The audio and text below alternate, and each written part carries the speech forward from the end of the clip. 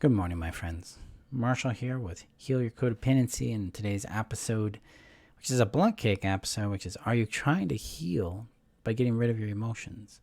So I'm excited to have you here. Welcome to Heal Your Codependency. Yeah.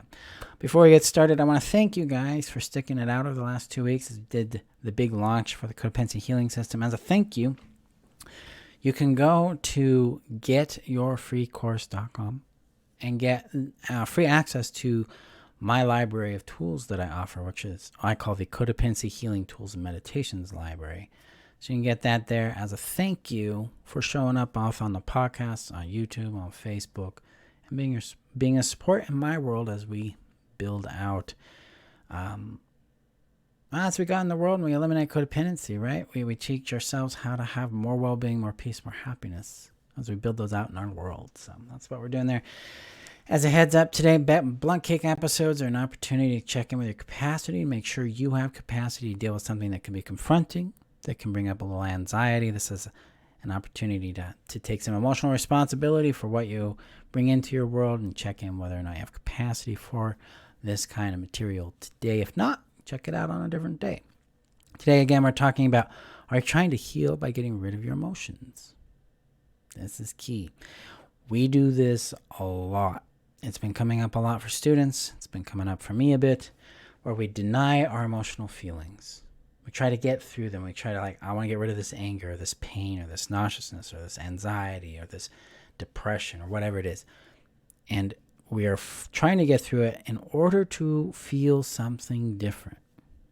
In other words, we're trying to escape our pain, escape the problem, escape the discomfort of where we're at in hopes of getting somewhere else. And this leads to kind of a pressure and a pushing and a denial and a rejection of our pain. It leads to treating them as a problem or as an enemy or something to fix. And that creates a very deep, very stuck place in our healing work. When we deny our own pain, we are rejecting our lived experience. We are rejecting what we have been through and how it felt. And it can't heal if we don't acknowledge it. That's one of the key elements here in this process.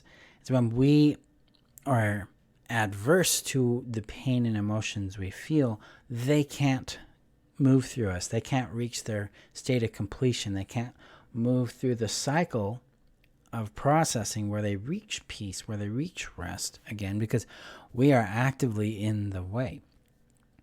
This is a normal reflex. I want to reinforce this in your mind. This is a normal reflex towards pain. We don't want to be or be in pain. The body doesn't want to be in pain. We want to seek painlessness in some fashion, right? And that's normal. That's understandable. The irony is it interferes with the ability of getting to a painless and peaceful state. So what do we do about this? How do we approach this in a way that can ease the pain and increase our peace? That's one of the crucial elements we master in all of my courses, the Essential Codependency Healing Trainings, the Actual Heal Trainings, and the Codependency Healing System. We're always working to reduce pain and increase peace, but we do this in a very loving and kind way. So when we reduce pain, it's not, I'm getting rid of it. It's I'm integrating my experience and allowing my physical body, my somatic body or self, to move through the cycle it needs to go through so that the emotion finds a place of rest. What does that look like? Well, over the last couple of weeks, lots of exposure, lots of feedback, brings up a lot of shame in me sometimes. So I've had big activations of shame I've been working with. My initial response is to try to get rid of the shame, try to convince myself everything's okay, that I am not this or that thing. That is actually a form of resistance. So what I did that first as my reflex. So I accepted that. I acknowledged that, hey, I'm trying to fix this shame because it's really uncomfortable to acknowledge. It's really painful to feel. And I don't want to feel it. It hurts. It sucks. I don't want to be in this space right now.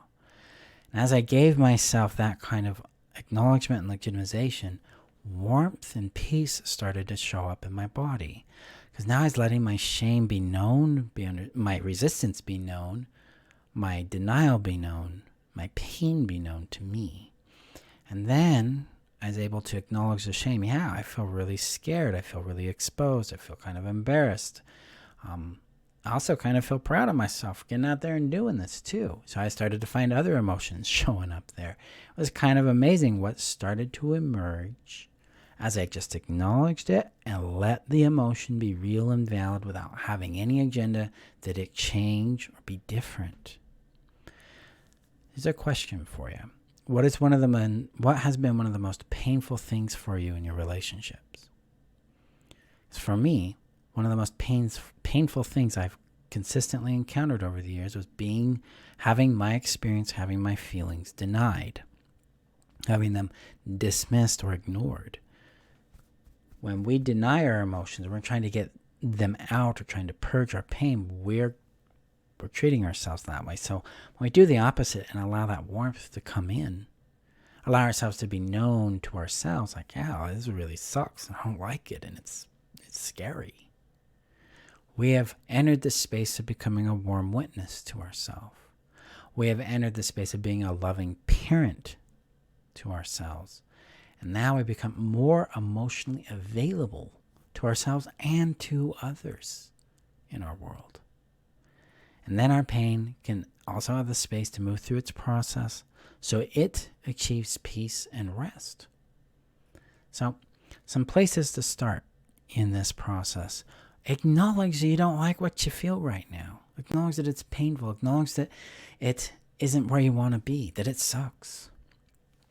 Allow that to be okay. Give it permission. It's okay for me to feel this way about what I'm feeling. I give myself permission to feel this way about it. And you can also, if you want to go a little deeper on this, you can try the I love you approach. It's like, I don't like what I'm feeling. I don't like where I'm at, and I love me anyway. And I can say that to my emotions. Right now, I'm not having much fun, and I love you anyway. Oh, I've got a lot of shame, and I love you anyway. I don't want to be feeling this, and I will love you anyway. This gives us an opportunity to engage in a warm witness practice, the willingness to receive ourselves as we are, rather than trying to love ourselves or receive ourselves only when we're in a specific state that we want. So we're dissolving the habit of rejecting ourselves and denying what we feel and moving into a more complete experience of receiving where we're at all levels, caring for it, acknowledging for it, and being present with ourselves. Because that's ultimately what we need.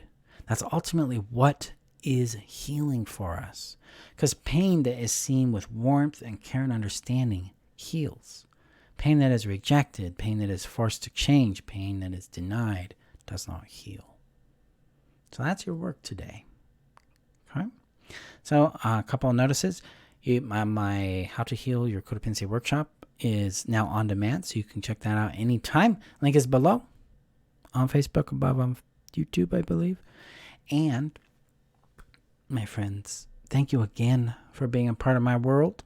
You can go get your free copy of the Codependency Healing Tools Meditations Library by going to getyourfreecourse.com, and then run with it. Let's do it.